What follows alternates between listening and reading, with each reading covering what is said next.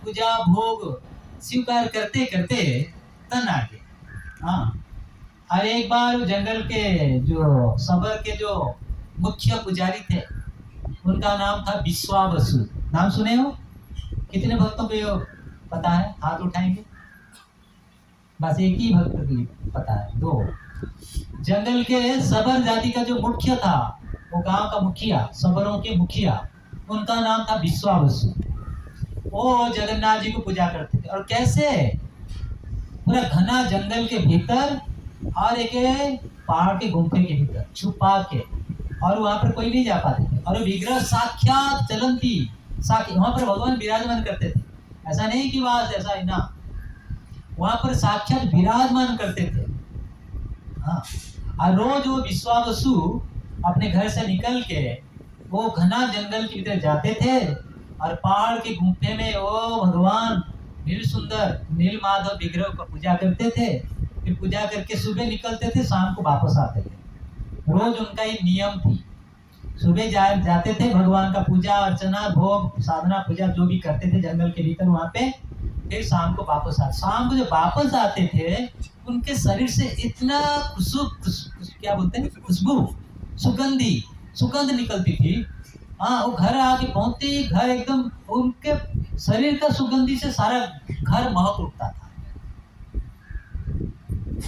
तो एक बार वो पूजा कर रहे थे नीलमाधव विग्रह, विश्वावसु को बोले, बहुत दिन हो गया, बहुत हो गया जंगली फल मूल खाते खाते, मेरा मन है, मुझे इच्छा है, मुझे अभी राजभोग खाना है। ये कथा सुने नहीं हो ना आप लोग? हाँ, भगवान नीलमाधव वो सबर जाति के जो मुख्य पुजारी थे, उनको बोले मुझे अभी राजभोग खाना है। हाँ, मुझे जगह छोड़ना है, ये जंगल छोड़ना है, मुझे ठाट बाट से रहना है। हाँ, मुझे राजभोग स्वीकार करने की इच्छा। जब इतना कह दिए तो सबर को बड़ा दुख हुआ। भगवान मुझे छोड़ के चले जाएंगे। किसी के जीवन में भगवान आए और भगवान कहते हैं मुझे अभी आपको छोड़ना है, क्या हाल होगा वो व्यक्ति का? भगवान मिल जाए किसको, भगवान मिल जाए किसी को, और मिलने के बाद फिर बिछोड़ जाए, अंतर्ध्यान हो जाए, अप्रकट हो जाए, वो व्यक्ति से दूर हो जाए भगवान, सारा दुनिया दूर हो जाए, चल जाएगा, कोई दुख नहीं होगा।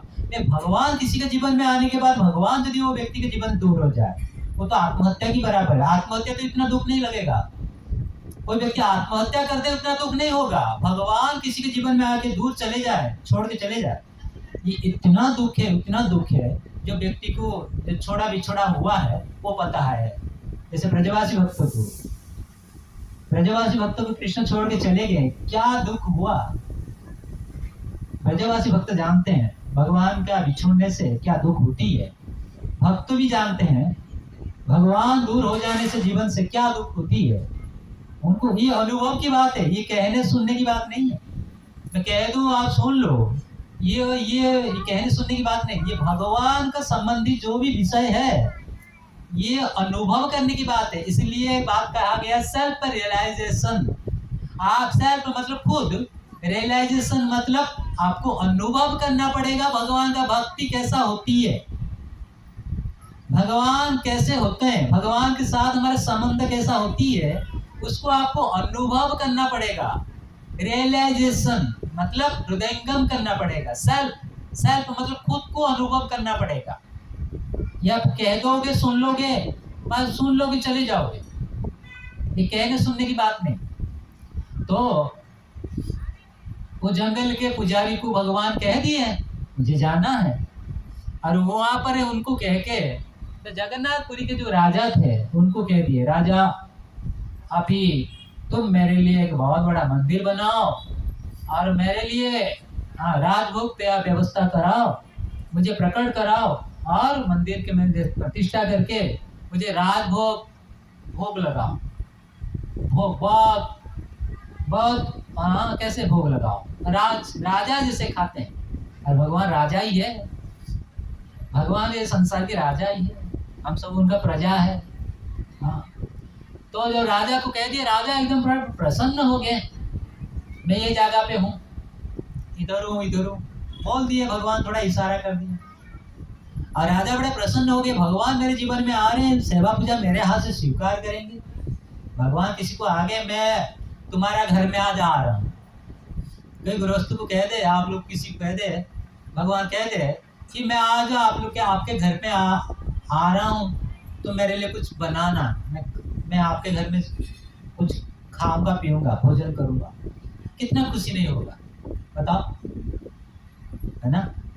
गोपियां जानबूझ के भगवान कृष्ण के लिए ताजा ताजा माखन रोज निकाल के, भगवान कृष्ण जब हाथ छू जाए इतनी ऊंचाई में ताजा माखन रखती थी रोज। आज जब कृष्ण नहीं आते थे, बहाना बना के यशोदा मैया के घर पे आती थी, कुछ कम बहाना करके, हाँ तेरा लाला मेरा घर का मटका तोड़, मेरा बच्चा का चिट्ठी काट के, या बहाना बना के कृष्ण को देखने के लिए, कंप्लेन देने के लिए नहीं। तो राजा बड़े प्रसन्न हो गए, अपने मंत्री को बोले खोज लगाओ भगवान कहाँ। भगवान को खोजना पड़ता है, भगवान को खोजना पड़ता है, खोजना बहुत बड़ी तपस्या है। भगवान को प्राप्त करने के लिए जो बीच में जो कार्य होती है उनको तपस्या कहते हैं। इसलिए पहले समय में लोग जंगल जाते थे, बिना खाए पिए बहुत बड़ी तपस्या करते थे। कलयुग में तो आप लोग को कहा जाए अभी हाँ जंगल जाओ, कहाँ जाओगे, दमन छोड़ के नहीं जा पाओगे। आप लोग अभी कहा अब घर छोड़ो अभी जंगल जाओ, जा पाओगे? नहीं जा पाओगे। भगवान नहीं मिलेंगे चलेगा, लेकिन जंगल नहीं जा पाएंगे, क्योंकि उधर शेर निकलेगा, भालू निकलेगा, सांप निकलेगा, खाने नहीं मिलेगा, उधर कौन जाएगा। तो भगवान को पाने के लिए कुछ सुविधा को त्यागना चाहिए। आरामदायक जीवन, हाँ विलास जीवन, सुखमय जीवन जब हम त्याग देते हैं, पांडव लोग राजा थे, त्याग दिए। जितने बड़े बड़े भक्त बने, कोई एयर कंडीशन रूम में बैठ के भगवान को प्राप्त नहीं कर पाया। भगवान को प्राप्त करने के लिए बहुत तपस्या लगती है। हाँ, और वो तपस्या जब करते हो ना, आपको बहुत कष्ट होती है। जब भगवान को प्राप्त करने के लिए कष्ट उठाओगे, भगवान खुश होंगे। हाँ, मुझे प्राप्त करने के लिए कितना कष्ट उठाता है, मंदिर पूछता है, झाड़ू मारता है, यहाँ पर आके प्रसाद बनाता है, हाँ इधर कुछ सेवा करता है, इधर कुछ सेवा करता है, दान देता है, मंदिर के लिए कलेक्शन करता है। भगवान देखते हैं ये भक्त मेरे लिए कितना काम करता है, तो ये इधर इतना काम करता है, मेरे धाम में उनके लिए मैं बुकिंग करके रखूंगा कि ये आने के बाद मैं कोई यहाँ पर रहेगा। इसीलिए भगवान को प्राप्त करने के लिए तपस्या जरूरी है। तो वो राजा ने अपने मंत्री को भेजा, जाओ खोज लगाओ भगवान किधर है। तो मंत्री बड़ा चतुर था, खोज लगाते लगाते उस सबरी जाति के लोग जहाँ पर रह रहे थे वहां पर आकर पहुंचा। जंगल है, घना जंगल, जंगली लोग कैसे रहते हैं, हम कुछ भी खाते हैं, कुछ कैसे भी रहते हैं। तो जंगली वो वहां पर जाके मंत्री पहुंच के, तो मंत्री थे और जितने सारे सबर के लोग थे, जो मुखिया थे विश्वावसु, उनके घर पे गए और उनके घर में रुके रहे। और वो सबर के एक ही कन्या थी। और जब मंत्री उनके घर में रुके रह रहे थे, वो रोज देखते थे कि ये जो सबर के मुखिया विश्वावसु रोज सुबह निकल जाते हैं, शाम को आते हैं। तो मंत्री ने उनके कन्या को पूछे कि बताओ आपके पिताजी सुबह निकल जाते हैं, शाम को वापस आते हैं, कहाँ जाते हैं? तो पहले तो इच्छा नहीं कर रहे थे उनका कन्या बताने के लिए, क्योंकि वो नीलमाधव का संधान वो किसी को देना नहीं चाहते थे। कोई भगवान को लेके चले जाए, भगवान छोड़ के चले जाए, इसीलिए वो किसी को बताना नहीं चाहते थे। पहले तो राजी नहीं हो रहे थे उसका कन्या। फिर बाद में वो सारी बातें बता दी कि मेरे पिताजी ऐसे। तो मंत्री भी ये सुन के मैं जिनके खोज में था उनका खबर मुझे हो गया, मुझे विग्रह का दर्शन करना। तो उनका कन्या बोले नहीं, मेरे पिताजी को छोड़ के और वो विग्रह को कोई दर्शन नहीं कर सकते। तब तक मंत्री वहां पर रहते वो जो विश्वावसु था सबर जाति का, तो वो तय कर लिया था मेरा एक ही कन्या है, ये मंत्री के साथ विवाह करा देगा। मंत्री विवाह निर्णय हो गया था, निर्णय ले लिया था, निष्पत्ति हो गया। तो उनका कन्या ने, पिताजी आए पूजा करके जंगल से, पिताजी ऐसे वो ऐसा बात है। उनका पिताजी तो भी राजी नहीं हो रहे थे, फिर कन्या का बार बार कहने से राजी हो गए। ठीक है, उनका आंख में काला पट्टी बांध दो और मैं उनका हाथ पकड़ के लेके जाऊंगा, फिर वहां पर विग्रह जहाँ पर हो वहां पर मैं उनको दर्शन करा के फिर वहां पर पट्टी बांध के फिर लेके आऊंगा। उनको रास्ता पता नहीं होना चाहिए, रास्ता पता होगा तो फिर वहां पे आ जाएंगे। यही हुआ, आंख में पट्टी बांध दिया। मंत्री बड़ा चतुर था, पॉकेट में राई के दाना, कुछ राई के दाना पॉकेट में भर दिया, आंख में पट्टी बांधा और वो सबर मंत्री का हाथ पकड़ पकड़ के घना जंगल के भीतर जहाँ पर विग्रह थे, भगवान थे, वहां पर लेके गए। और मंत्री ने रास्ता में जाते जाते अपने पॉकेट से राई के दाने गिराते जाने लगे और पहुंचे वहां पर, पट्टी खुला गया। विग्रह का दर्शन करते ही मंत्री के शरीर में इतना एक कंपन आया, रोमांच आया। अब भगवान दर्शन करने से होगा, जो भक्त होते हैं भगवान दर्शन करने के बाद उनके शरीर में अलग सा परिवर्तन भाव आएगा, वही हुआ मंत्री के भीतर। और वही भगवान के वही सामने एक कुंड था। अब देखते देखते मंत्री ने एक कौवा वो कुंड में गिर गया और गिरने के बाद वो चतुर्भुज बन के भगवान का धाम में चला गया। भगवान का धाम से विमान आया और वो कौवा कुंड में गिरने के बाद ये चतुर्भुज बन गया, विमान में बैठा और भगवान का वैकुंठ में चला गया। मंत्री बोला अच्छी बात है, मैं ऐसा ही करता हूँ, मैं जाके कुंड में गिर जाता हूँ, मैं भी चतुर्भुज बन के भगवान का धाम में चला जाता हूँ। कौन इधर है भौतिक जगत में, कौन इतना ऐसे रहे। आकाशवाणी हुआ, मंत्री तुमने जो सेवा के लिए आए थे पूरा नहीं हुआ, कुंड में क्या गिरने जा रहे हो। तो मंत्री रुक गया और सबर जो था फिर आंख में पट्टी बांधा, लेके आ गया, बात हो गया, सब हो गया। मंत्री वापस आ गया राजा के पास। और कुछ दिन के बाद वहां से भगवान अप्रकट हो गए। विश्वावसुर देखा भगवान अभी है नहीं, अंतर ध्यान हो चुके हैं, फिर तो क्या दशा होगा उनका। इतने दिनों से भगवान का सेवा पूजा भक्ति कर रहे थे, तो भगवान अप्रकट हो गए। भगवान अप्रकट होने के बाद वहां पर भगवान अप्रकट जब हो गए तो यहाँ पर राजा को स्वप्नादेश हुआ कि राजा तो आप अभी तैयारी करो, अभी आप तैयारी करो। तो आप अभी तैयारी करो, मैं समुद्र में जगन्नाथ, कितने भक्त लोग आप जगन्नाथपुरी गए हो, हाथ उठाए। बहुत कम, इतने कम भक्त जगन्नाथपुरी गए हो, सबको जाना चाहिए, सब लोग जाइए। अरे कलियुग में भगवान आए हमें उद्धार करने के लिए, उनके पास नहीं जाएंगे तो कहाँ जाएंगे। निश्चित रूप से जाइए। सारा विश्व के लोग आते हैं। ये रथ यात्रा जो हो रही है 20 तारीख होगा, आपका कब हुई? उसी दिन 20 को ना, हाँ उसी दिन हमारा मीरा रोड में, उसी दिन जगन्नाथपुरी में। पूरा विश्व भर के लोग वहां पर एकत्रित होते हैं, करोड़ों संख्या। मुझे याद है, मैं जो स्टैंडर्ड में पढ़ रहा था उस समय हमारा सेवा कैंप पड़ता था। हम घर से निकल जाते थे, वहां पर सेवा करके फिर वापस आते थे। बहुत वो आनंद। तो कहाँ कह रहा था, राजा को आदेश हुआ, क्या आदेश हुआ कि राजा मैं आ रहा हूँ, जगन्नाथ आ रहे हैं। राजा को बोले मैं वहां आ रहा हूँ। कैसे आ रहा हूँ ना, जगन्नाथ मंदिर के पास समुद्र बहती है ना, जो भक्त लोग गए देखे होंगे। जगन्नाथ मंदिर के पास ही समुद्र है, लेकिन समुद्र का आवाज मंदिर के भीतर नहीं आती है। हनुमान जी समुद्र को रोक के रखे हैं, समुद्र तेरा आवाज मेरे प्रभु के मंदिर में आना नहीं चाहिए। और समुद्र, हनुमान जी के प्रकोप देख के समुद्र का हिम्मत नहीं होती है जगन्नाथ मंदिर में प्रवेश करने की।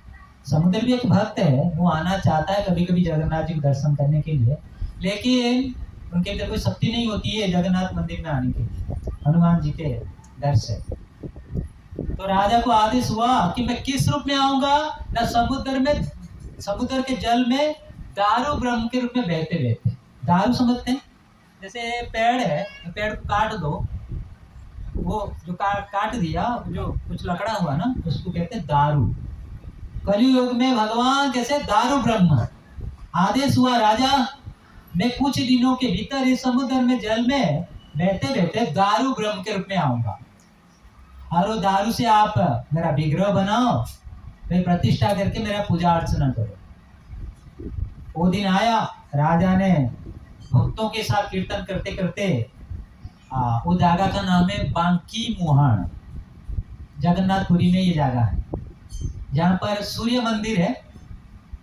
सूर्य मंदिर गए हैं सब आप? Sun temple, Konark, yes Konark. हाँ, जहाँ पर ब्रिटिश तोड़ दिया वो मंदिर को, क्योंकि वो सन टेम्पल के है, कोणार्क सन टेम्पल के है, सूर्य मंदिर के टॉप में एक मैग्नेट था, और अंग्रेज हमारा देश को लूट के जहाज में हमारा देश का धन को लेके जा रहा था अपने देश। तो जहाज जब जा रहा था, वो मैग्नेट वो जहाज को खींच के पकड़ के रखता था, आगे बढ़ने नहीं देता था। तो अंग्रेज बोला कहाँ खींचाओ कैसे, तो पता लगा कि ये मैग्नेट खींच रहा है मंदिर के भीतर ऊपर जो है। तो मैग्नेट को तोड़ के ले गया अपने देश में। अपने इंग्लैंड में देखोगे उनका म्यूजियम में वो मैग्नेट आज भी है। हमारा देश का म्यूजियम मैग्नेट उनका म्यूजियम में आज भी है। आप देखोगे सन टेम्पल वो तोड़ा हुआ है, वो टॉप जो है तोड़ा हुआ है, देखोगे दर्शन करो। तो राजा को कहा गया, और राजा उसी दिन भक्तों के साथ कीर्तन करते करते समुद्र के जो बांकी मुहान वो जगह में पहुंचे। कीर्तन हो रही थी, देखे राजा ने देखे कुछ ही दूर समुद्र के अंदर से जल में बहते बहते एक दारू ब्रह्म एकदम तेज निकल रही है, दारू से बहते बहते आके किनारे में पहुंचा, और बड़े प्रेम से भक्ति भाव से भक्तों के साथ हरिनाम संकीर्तन के द्वारा वो दारू ब्रह्म को उठाए, उनको पूजा करते हुए रथ में बिठा करके लेके आए। लेकिन इसमें विग्रह कौन बनाएगा? इतने पवित्रता किसमें है? कलियुग में सब ऐसे ही लोग हैं, बीड़ी खाने वाले, गुटखा खाने वाले। बीड़ी खाने वाले कोई है क्या यहाँ पे? नहीं ना, अच्छी बात है। तो विग्रह कौन बनाएगा? तो वहां पर विश्वकर्मा एक वृद्ध ब्राह्मण के रूप में प्रकट हो गए। ऐसे झुके हुए हैं, चलने की शक्ति नहीं है, लाठी पकड़े हैं, देख नहीं पा रहे ठीक से, बोल नहीं पा रहे ठीक से। हाँ, ऐसे झुकी हुई अवस्था में विश्वकर्मा जी वहां पर प्रकट हुए। प्रकट होकर राजा को बोले, राजा चिंता मत करो, ये दारू से विग्रह मैं बनाऊंगा। राजा बोले आश्चर्य हो गया, आप बनाओगे विग्रह? चलने की बात करने की शक्ति नहीं, आप बनाओगे? विश्वकर्मा वृद्ध ब्राह्मण बोला, विश्वास रखो मैं बनाऊंगा, लेकिन शर्त यह है एक कोठरी के भीतर 21 दिन तक, मैं वो कोठरी बंद कोठरी के भीतर 21 दिन तक मैं रहूंगा, और वहां पर मैं विग्रह बनाऊंगा। वहां पर और कोई नहीं होना चाहिए, कोई आना नहीं चाहिए, बाहर से वो कोठरी बंद होना चाहिए। ऐसे बोल दिए। राजा क्या करे, भगवान का इच्छा क्या है। एक कोठरी दिया गया ब्राह्मण को, दारू ब्रह्म लेके, और बाहर से बंद कर दिया गया। रोज राजा जाके दरवाजे के पास अपने कान दिखाते थे। वो वृद्ध ब्राह्मण थे, कुछ चल रहा है कि नहीं, कुछ है कि नहीं। ठक ठक ठक ठक ठक, कारपेंटर जब काम करता है कैसा आवाज होता है ना, ऐसा आवाज अंदर से आती थी। राजा को पता हो जाता था कि अंदर से वृद्ध ब्राह्मण जीवित है, काम चल रही। 15 दिन हो गया, जो 15 दिन हुआ, राजा जाके कान दिखाया दरवाजे के बाहर से, आवाज नहीं आ रही थी। रानी को पता चला, राजा का जो रानी थी उनका नाम है गुंडीचा। गुंडीचा मंदिर गए कितने भक्त? हाँ, गुंडीचा। गुंडीचा भी बहुत बड़े भक्त थे। जगन्नाथपुरी के राजा रानी बहुत बड़े भक्त होते हैं, वो बहुत बड़े भक्त होते, भले राजा है होते थे बड़े भक्त। रथ यात्रा एक दिन राजा आके अपने हाथ में झाड़ू लेके रथ के सामने झाड़ू करते थे, झाड़ू करेंगे, ये वहां के नियम है। नियम नहीं, सेवा भाव राजा का। हाँ, ये भक्ति भाव है। तो 15 दिन के बाद वो आवाज नहीं निकली अंदर से, फिर भी राजा धैर्य रख रहे थे। नहीं, रानी का धैर्य नहीं रहा। वृद्ध ब्राह्मण थे, सारी शरीर छोड़ दी। आप खोल दो। नहीं नहीं नहीं, मुझे कहा गया 21 दिन ना खोलो। नहीं, मुझे 21 दिन कहा गया, खोलूंगा नहीं। रानी बार बार बातें करने के कारण से राजा ने दरवाजा खोल, जैसे ही दरवाजा खोल देते, भगवान का विग्रह आधा गड़ा हुआ, हाथ नहीं है, पैर नहीं है, ऐसा सब आधा आधा। देख रहे हो ना जगन्नाथ जी का स्वरूप, ऐसे ऐसे ऐसे ऐसे। हाँ, बहुत सुंदर है। हाँ, गर्म के समय ये थोड़ा ठंडा मिलना चाहिए।